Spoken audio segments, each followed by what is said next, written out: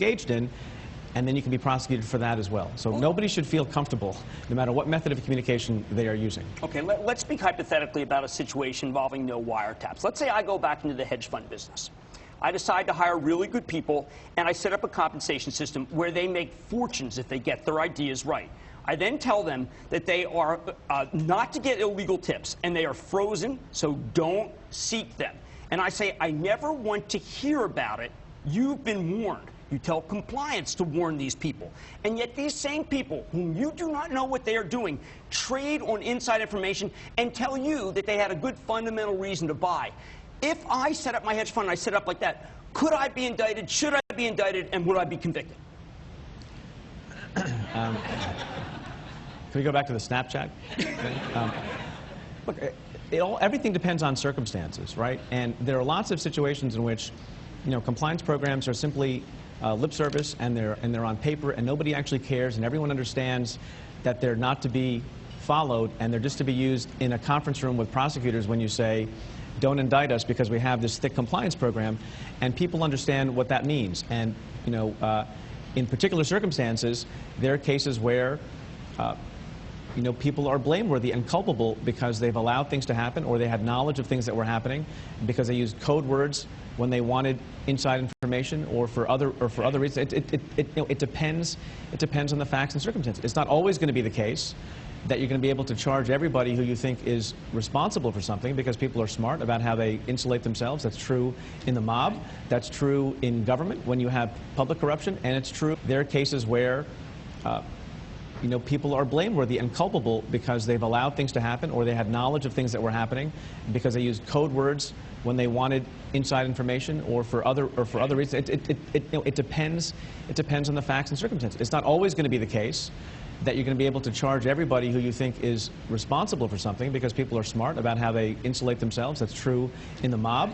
That's true in government when you have public corruption, and it's true at hedge funds, and it's true at financial institutions. Yeah, well, people are smart. The hedge fund I just described sounds like a classic RICO act. There's conspiracy going on. Multiple people get indicted at that hedge fund. They do not flip on the guy who's at the top, but it's basically a criminal enterprise. At what point is it not a criminal enterprise if this many people have been indicted?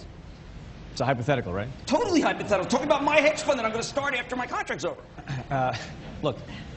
Again, everything depends on circumstances. And I said before, there are institutions that we're looking at, and there are ones that you haven't read about and you're not thinking about, that we are thinking about bringing an action against. And we hear from companies, whether they manufacture products or whether or not they trade in stocks, to figure out whether it's appropriate to bring a case against the entire company. Look, it's a rare use of our power. We have a lot of power to bring cases like that, and we don't do it a lot. In part because of the lesson of Arthur Anderson, in part because we care about what the interests of justice require, and we care about collateral consequences. But there are circumstances in which it's appropriate to do, particularly when you have continued malfeasance over time among a large number of people. It can be the case that it's appropriate to bring action against the institution itself, not just the individual, so people learn from that. Hasn't happened yet. The day is young. Fair enough. Subpoena power, you talked about it last year. There's a guy who's probably going to be elected. He's going to have all the subpoenas he wants, Eliot Spitzer. When he brings a case, say, on behalf of the city, which he believes there's insider trading because the city has a position in that name, you going to sit down with him, or is he just going to be able to do what he wanted, which is what he did to the SEC the last time? He was your roommate, right? He was across the hall from me. That maybe is not that relevant. Look, we work with public officials all the time. We work with the state IGs. We're going to work with the Moreland Commission that was just appointed by Governor Cuomo. We work with district attorneys and people who are doing good work and who want to work with us and are capable of unearthing bad things. That we have a responsibility for policing, just like they have a responsibility for policing. We work with them and we do cases together all the time. So you're not worried about a hijacking situation? I don't worry about hijacking. No. All right, fair enough. Should I be worried about hijacking? I don't think I should. I don't know. I did a lot of work with Eliot the first time around when he was running for state attorney general, and I don't think he really cared for what the U.S. didn't really care what the U.S. attorney was doing or what the SEC was doing, because he had an agenda, different agenda. We do what we do. We keep our heads down and we do our work, and that's what we'll do no matter who's in office in whatever position. People have come and gone in the 4 years that I've been the U.S. Attorney, and people will come and go for the remaining time that I'll be U.S. Attorney, and we work with anybody who's prepared to work with us. Okay, fair enough. You talked at the beginning about the press not being that great. They're playing the parlor game. They're trying to figure out when. They're trying to figure out who. What should the press be doing? And do you ever pick up the papers and say, like, for instance, Jim Stewart, my friend Jim Stewart wrote an article that said, how many times does a particular bank have to do wrong before the U.S. Attorney acts? Do you look at the Enterprise reporting, say that Eamon Javers has been doing, Fab's reporting for CNBC, which basically says that the playing field's not level, and you just pick up the phone? I know it's a blunt instrument, but if you pick up the phone, you can make policy even if you don't want to. Yeah, well, going forward, I think I'm going to Snapchat with these reporters, because that's generally the way you do it. Look, the press is incredibly important. I think the press helps democracy. I think the press helps America. I have said in the public corruption context, and I'll say also in the financial fraud context, that reporters who can do investigative work and shine a light on bad activities, it's really important. And we have brought cases in the past, and other prosecutors' offices and regulators have brought cases because sometimes it's the press that hits upon some bad conduct. You know, it was the press that pointed out that members of, and staff of Congress may not be susceptible to the same insider trading laws as other people, and that law passed like a hot knife through butter. So it's important. At the same time, though, my worry is that the press is not as responsible as it always needs to be. Now, we're prosecutors. We have a lot of power. And with a lot of power comes a lot of responsibility. And the same is true of the press. I mean, the press is the only private industry, as I remember, that is actually mentioned in the Constitution. You know, it is fraught with a lot of responsibility. And I think a lot of people in the press, most people in the press do a good job. What I worry about in the financial press is that there are a lot of people who think that the best scoop to get and the best thing to report on is to say 8 minutes before it's happening that so-and-so is going to be indicted, or so-and-so is going to be charged, or so-and-so is not subject to a particular statute of limitations, which I guess is interesting. You know, it's fun reading. But A, it's not always right. B, it sometimes destroys reputations when they shouldn't be destroyed, and mistakes are made.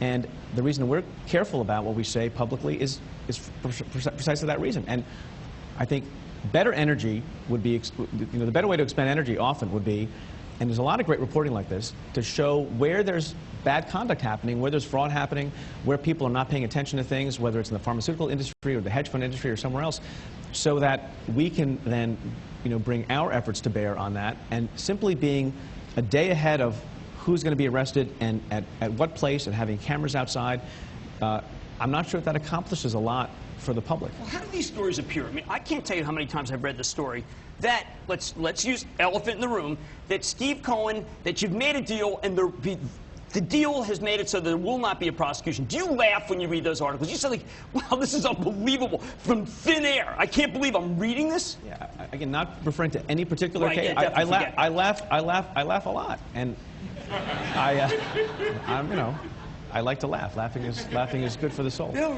right. And I'm somewhat quizzical about it. Every once in a while, I send an email to folks in recent times saying, I don't understand how this is being reported, because I'm pretty confident that I'm the one making this decision, and I'm pretty confident that I haven't made a decision on this, so I don't know how it's being reported that way. And there's every once in a while you have, I apologize for using this term, there are weasel words in the story, and someone writes a headline that makes it sound like a decision has been made or a thing has happened, and you read in the body of the article, 8, 9, 10 paragraphs down, it's likely or unlikely that something's going to happen, and that tells me that it's not someone from my office who's talking about it.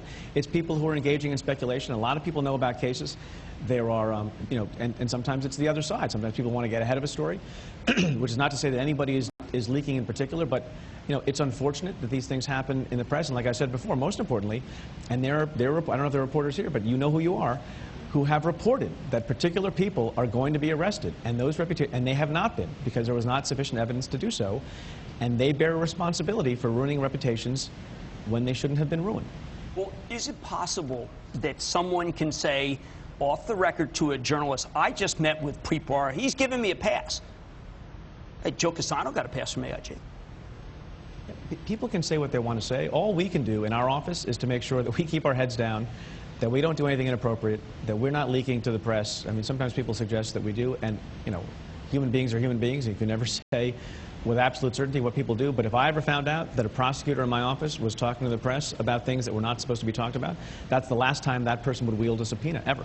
All right. Do you ever get dismayed that that the shareholders end up paying for a lot of the expenses of cases that you bring? Yeah, look, I mean, there are a lot of collateral consequences to cases we bring, not just in the white-collar context, and I appreciate that everyone gets very upset about the collateral consequences that are visited upon, you know, generally speaking, in financial fraud cases, people who can cope with them. You know, in narcotics cases and in gun cases and in gang cases, we have people where the collateral consequences are quite severe, where they have dependent children and they're the sole breadwinner of their family, and people, you know, become homeless because someone goes to jail, and it's a terrible thing. We take that into account, and we're sensitive to it because before we are prosecutors and before we're human beings. And we want to make sure that we're thinking about the overall interests of justice. But, you know, but no one is above the law, as you say. On the one hand, people say we should be, you know, stringing everybody up and putting them in handcuffs, and on the other hand, people say, well, should the legal expenses be borne by innocent shareholders? It's a tough balance, and that's why we think about these things, and that's why certain kinds of prosecutions, you know, need to be thought about very carefully. But at the end of the day, overall, for the public and for people to have greater shareholder value across the market over time, punishing companies that are bad and punishing individuals who are bad at those companies is better for everybody, even if every once in a while a little bit of harm is visited on some select shareholders. Is it an odds game? Have you been in situations where you say, in light of the fact that I'm human, in light of the fact of what can go wrong, it's only 75% chance that I'm going to win this case. That's not enough. I'm not bringing it? No, we don't do that. You know, people every once in a while come to my office and they say, well, you know, we have some litigation risk here.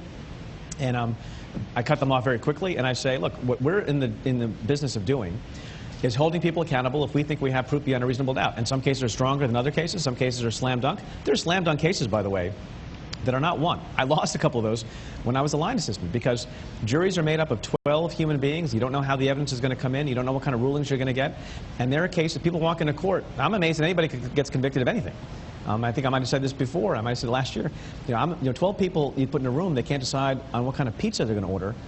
And to think that they're going to all decide on particular complicated counts in an indictment and vote to convict someone and send that person to jail, that's a heavy thing. That's why you always read stories. You often read stories about jurors coming out voting to convict or not convict, whether it's a financial fraud case or it's a hate crimes case, and they're crying in the jury box because it's a hard thing to do. We need to meet a threshold of belief, of absolute belief that the person is guilty and that it's a righteous case to bring and the interests of justice are served by bringing the case. And sometimes we lose them, sometimes we don't. People would ask me, what would you have done if you had lost some, you know, particularly large cases? We would have brought more. We would have brought more cases. You know, and anybody who only wins is not necessarily bringing the hardest cases. And you know, we've been very fortunate. We've had a good track record in a particular area. It doesn't always work out that way, but that's not we're not being paid. My salary and the people in my office, their salaries are paid by all of you and people who are less rich than you. And our job is to bring cases that we think are appropriate to bring. And sometimes you're going to lose them. Okay.